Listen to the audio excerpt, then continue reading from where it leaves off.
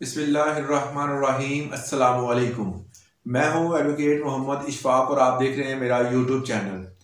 आज हमने जो इन्फॉर्मेशन आपके साथ शेयर करनी है वो है कि रजिस्ट्री या इंतकाल के बगैर जायदाद को मतलब इमूवेबल प्रॉपर्टी को कैसे हिबा किया जा सकता है।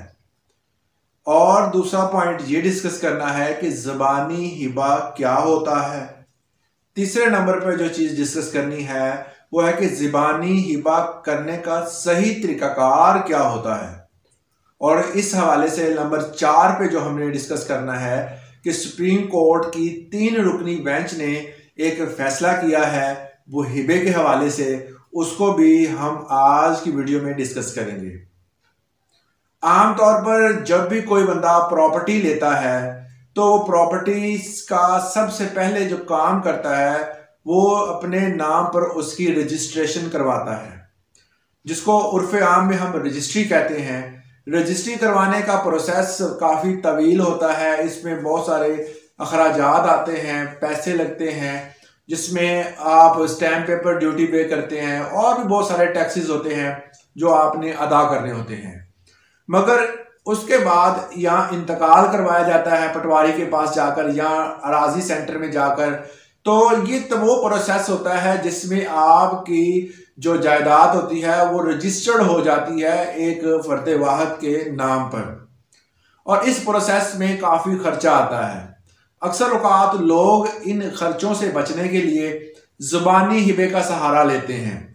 ज़ुबानी हिबे में क्या किया जाता है कि लोग ज़ुबानी तौर पर एक ज़मीन दूसरे बंदे को मुंतकिल कर देती हैं, बाप बेटे को कर देता है या बेटी को कर देता है या अपनी बीवी को कर देता है। इस तरह के हवाले से वो एक सादा कागज़ पे या किसी 50 रुपए के स्टैम्प पेपर पर कुछ तहरीरें लिखकर जो है वो ज़ुबानी हिबा कर देते हैं। हालांकि ऐसा करने से आपको नुकसान होता है, इस तरह हिबा जो है वो नहीं होता, क्योंकि औरल जो हिबा है उसके हवाले से सुप्रीम कोर्ट ने भी वाज़िया तौर पर बताया है और इस हवाले से हमारा कानून भी मौजूद है। क्योंकि ज़ुबानी हिबा का भी एक तरीकाकार होता है। ऐसा नहीं है कि आपने किसी बंदे को कहा जी मैं आपको प्लॉट देना चाहता हूं और ये आज से आपका हुआ और आप इस पर रहायश पजीर हो सकते हैं। ये आम जुबान में लोग ये समझते हैं कि ये हिबा हो गया है, या वो कहते हैं कि एक सादा कागज पे लिख लेते हैं या 50 के स्टैम्प पेपर पे लिख लेते हैं। तो इसके भी एक प्रोसीजर होता है। देखिए, जिस तरह हर चीज़ का एक प्रोसीजर होता है, रजिस्ट्री का एक प्रोसीजर है जिसमें जो आपकी रजिस्ट्री होती है उसमें बहुत सारे डॉक्यूमेंट चाहिए होते हैं, जिसमें फ़र्द जो होती है, फ़र्द बै जो लगती है उससे स्टार्ट होता है और आखिर इंतकाल तक जो प्रोसीजर होता है वो तमाम जो है उसको अडॉप्ट करना पड़ता है। और इसी तरह इसमें भी बाकायदा तौर पर लॉ मौजूद है, इसको भी हमने एक तरीकाकार के तहत जो है इसको रजिस्टर करवाना होता है। इसकी भी डॉक्यूमेंटेशन होती है। औरल जो है डीड बनती है, जो जुबानी हिबा होता है या गिफ्ट होती है चीज, उसका भी जो है वो रिकॉर्ड होना जरूरी है। ये नहीं कि आप औरली किसी चीज को आप किसी बंदे को दे देते हैं और उसका रिकॉर्ड जो होता है वो ना हो, तो इस सूरत में भी आपको मुश्किलात से दो चार होना पड़ेगा। तो यहां पर अगर देखें तो हमारा कानून क्या कहता है कि ऑरल गिफ्ट जो होता है उस हवाले से हमारा जो कानून है the transfer of property act 1882 1882 का ये ट्रांसफर ऑफ प्रॉपर्टी एक्ट है, इसका सेक्शन नंबर 123 जो है वो इमूवेबल प्रॉपर्टी के हवाले से है। इसमें बताया गया है कि अगर कोई बंदा कोई गिफ्ट करना चाहता है कोई भी चीज, मगर वो चीज इमूवेबल होना जरूरी है, जिसमें प्लॉट, जिसमें आपकी कोई बिल्डिंग, कोई बंगला, कोई भी ऐसी चीज जो कि इमूवेबल है, अगर आप उसे गिफ्ट करना चाहते हैं, उसे किसी बंदे को देना चाहते हैं, हिबा करना चाहते हैं, तो इसको रजिस्टर्ड के जरिए ही इसको ट्रांसफर किया जाएगा। इसमें देने वाले के दस्तखत होना जरूरी है और इसमें 2 गवाह अगर लाजमी होने चाहिए और इसमें देने वाले के दस्तखत होने चाहिए, साथ 2 गवाह होने जरूरी हैं। गवाह होंगे तब ये ऑथेंटिक एक कागज बनेगा। अगर आपके गवाह नहीं होंगे तो अभी ये जो डीड बनेगी ये वैलिड नहीं होगी। और गवाह भी ऐसे होने चाहिए जो कि अगर कहीं जहां पर कोई केस चलता है, जो कोई मामलात बनते हैं, तो वहां पर ये गवाही देने के लिए तैयार हो। ऐसा ना हो कि वो बंदे आप चूज कर लें जो को अगर कोई बंदा इस हिबे को जो भी आपने गिफ्ट की है इस हवाले से कोई कानूनी कार्रवाई करता है तो वो बंदे वहां पर जाकर वहां पर पेश होकर इस चीज की गवाही दे सकें कि ये जो हिबा हुआ था ये हमारी मौजूदगी में हुआ था और ये हिबा जो है वो राजीनामे की बुनियाद पर हुआ था और हमारे सामने इन्होंने साइन अंगूठे जो भी प्रोसीजर होता है उसको अडॉप्ट किया था। इसके अलावा हमारे पास एक और कानून भी है जो स्टैंड करता है हिबे के हवाले से, वो है the registration act 1908। Registration act 1908 इसका सेक्शन 17 हमें बताता है गिफ्ट जो डीड है या सेल डीड है, दोनों डीड्स को जो रजिस्टर्ड करवाना जरूरी है। अगर आप इन डीड्स को रजिस्टर्ड नहीं करवाते तो वो वैलिड नहीं होगी, उसको नहीं माना जाएगा कि ये डीड्स जो हैं ये वैलिड हैं। तो इस हवाले से सेक्शन 17 जो है वो भी क्लियर है और सेक्शन 123 जो है वो transfer of property act TP का एक्ट जो है वो भी एक वाज़ेह तौर पर हमें बताता है कि किस तरह आप जुबानी हिबा कर सकते हैं। तो ये तो हो गया कि प्रोसीजरल वर्क। नंबर 3 पे जो चीज हमने डिस्कस करनी थी कि 3 रुकनी बेंच जो था जो 2021 में SCMR की जजमेंट है जिसका पेज नंबर 743 है। यहां पर SCMR के बारे में मैं बता दूं कि SCMR क्या होता है।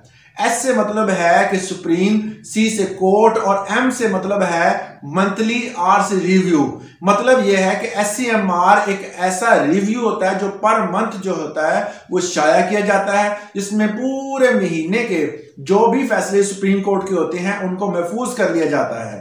तो वो फैसले जो होते हैं वो बताते हैं कि कोई भी अगर ऐसा केस आएगा इन फ्यूचर तो वो इस केस की इस जजमेंट से अपनी रहनुमाई ले सकते हैं, इसलिए इसको भी कानून का हिस्सा ही माना जाता है। तो 3 रुकनी बेंच ने 2021 में जो जिसका पेज नंबर 743 है, सुप्रीम कोर्ट की जजमेंट है, इसमें उन्होंने 3 रुकनी बेंच ने कुछ पॉइंट्स बनाए हैं जो उन पॉइंट्स का जिक्र मैं आपके सामने करूंगा। इसमें सबसे पहला मोहम्मदन लॉ को मुताबिक जो है यह फैसला किया गया था।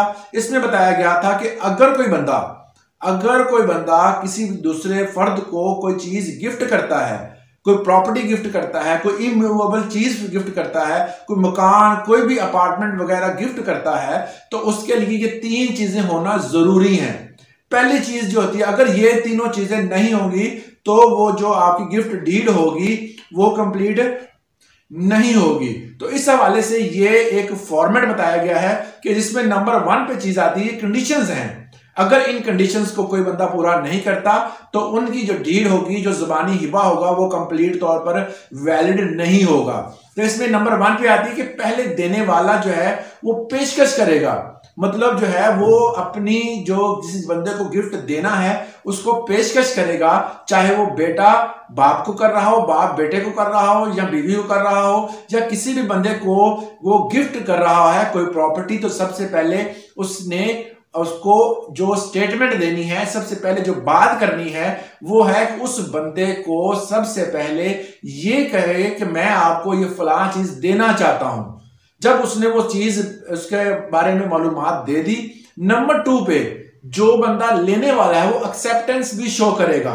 वो शो करेगा कि हाँ मैं ये चीजें लेना चाहता हूं, मुझे इन्होंने ये चीजें बताई हैं और इसमें से मुझे ये पसंद है, मुझे ये प्रॉपर्टी दे सकते हैं, मैं इस लेने के लिए तैयार हूं। तो वो प्रॉपर्टी जो होती है वो जब वो लेने के लिए तैयार हो जाता है, नंबर 3 पे वो कब्जा उसको देता है। तमाम डॉक्यूमेंटेशन के बाद उसको कब्जा भी उसी टाइम पर देना जरूरी है। ये नहीं है कि आपने वो गिफ्ट कर दिया, डॉक्यूमेंट्स तैयार हो गए, वो जो है वो उसने मान भी लिया दूसरे बंदे ने, मगर आपने उसको कब्जा नहीं दिया। तो ऐसी डीड जो होती है वो जो डीड समझी जाएगी वो नाजायज होगी और उसको कोर्ट के जरिए इसको खत्म भी किया जा सकता है। तो इसलिए इन तीनों लवाजमात का पूरा करना लाजम है। उसके बाद अगर कोई केस करता है, आपने डीड तैयार कर ली, उस हवाले से इसी केस में जो SCMR 2021 का पेज नंबर 743 है, इसी केस में ये बताया गया है कि अगर आप पे ऊपर कोई केस होता है तो उस डीड के कौन से लवाजमात होने जरूरी हैं। या आप किसी पे केस करते हैं तो उसमें कौन कौन सी अगर चीजें वैलिड हैं तो वो मानी जाएंगी, कौन सी चीजें अगर वैलिड नहीं है तो वो जो डीड है आपकी खारिज हो सकती है, खत्म हो सकती है। उसमें है कि अगर आपने डीड बनाते हुए 3 चीजों का ख्याल नहीं रखा, जो चीजें मैंने बताई हैं कि नंबर 1 पे एक्सेप्टेंस होनी चाहिए और उसको आप जो जिस बंदे को देनी है उसको आप बताएं कि मैं आपको ये देना चाहता हूं, ठीक है, उसकी डिजायर होनी जरूरी है। नंबर 3 पे उस पर कब्जा उसका है, अगर है तो ठीक है, अगर नहीं है तो आप उसे कब्जा लाजमी देंगे। इन तीनों चीजों में से एक भी चीज अगर कम है तो आपका जो गिफ्ट डीड है वो जो है खत्म हो सकती है। सीधी बात है, उन्होंने क्लियरली बता दिया कि अकॉर्डिंग टू मोहम्मदन लॉ कि आपकी जो डीड है वो वैलिड नहीं होगी अगर तीनों पॉइंट्स में से एक भी पॉइंट जो है वो कम है तो। नंबर 2 पे है, अगर हिबा करना इसको रजिस्टर करना मकसूद नहीं होता, मगर यह है कि फ्यूचर की जो भी प्रॉब्लम्स हो सकती हैं उनसे बचने के लिए इसको रजिस्टर करवाना भी जरूरी है, जो कि खास किस्म के स्टैम्प पेपर पर लिखा जाता है और उसमें तमाम रिक्वायरमेंट्स, इसमें किसी बंदे का, जो बंदा दे रहा है वो उसके साइन सिग्नेचर और जो ले रहा है उसके साइन सिग्नेचर, साथ 2 गवाहान होना जरूरी है। इसके अलावा नंबर 3 पर कोड ये कहती है कि लाजमी है कि इसको रजिस्टर करवाएं अकॉर्डिंग टू लॉ। उन्होंने हवाला दिया है यहां पर जो हमारा ट्रांसफर ऑफ प्रॉपर्टी एक्ट 1882 है उसका सेक्शन 123 से लेकर 130 तक उन्होंने हवाले दिए हैं। उन्होंने कहा है इन तमाम सेक्शंस में अगर देखा जाए तो एक डीड के हवाले से बताया गया है कि जुबानी हिबा किस तरह करते हैं और ये तमाम का तमाम जो भी कानून बना है ये अकॉर्डिंग टू मोहम्मदन लॉ है। तो इसको हम जो है इस्लामी कानून के मुताबिक समझते हैं, लिहाजा इसके मुताबिक जो है वो आप अपनी डीड तैयार करवाएं। इससे मुनाफी डीड आपकी नहीं होनी चाहिए। जो आप कागजात जो तैयार करवा रहे हैं, जो आप ट्रांसफर कर रहे हैं, वो डीड इसके मुनाफी नहीं होनी चाहिए, इसके अकॉर्डिंग होनी चाहिए। इसके अलावा उन्होंने कहा है कि सेक्शन 120 से लेकर 130 तक जितने भी सेक्शन आते हैं, इन तमाम सेक्शन में यही बात बताई गई है कि अगर किसी बंदे को गिफ्ट करना मकसूद है तो इसको रजिस्टर करवाएं, इसके एनरोलमेंट करवाएं, उसके बाद इसके ऊपर दस्तखत करवाएं दोनों फ्री कैन के, और साथ इसके 2 गवाहान रखें, लाजमी रखें। इसके बाद उन्होंने बताया है कि ये अगर आप इसके अकॉर्डिंग चलते हैं तो ये अकॉर्डिंग टू मोहम्मदन लॉ है, तो ये आपकी डीड वैलिड समझी जाएगी, वरना आपकी डीड कैंसिल हो सकती है।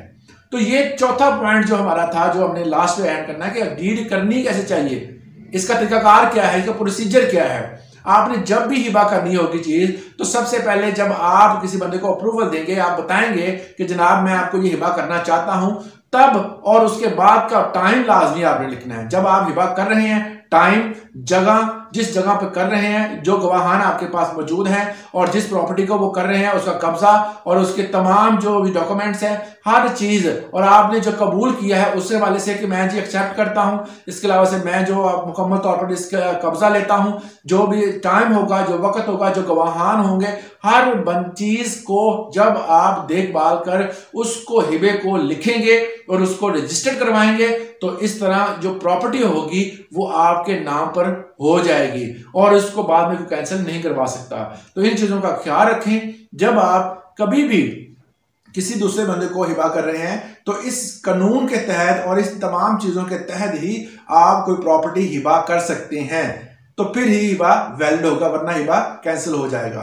तो उम्मीद करता हूं इससे आपको फायदा हासिल हुआ होगा। आज के लिए इतना ही, इजाजत दें, अल्लाह हाफिज।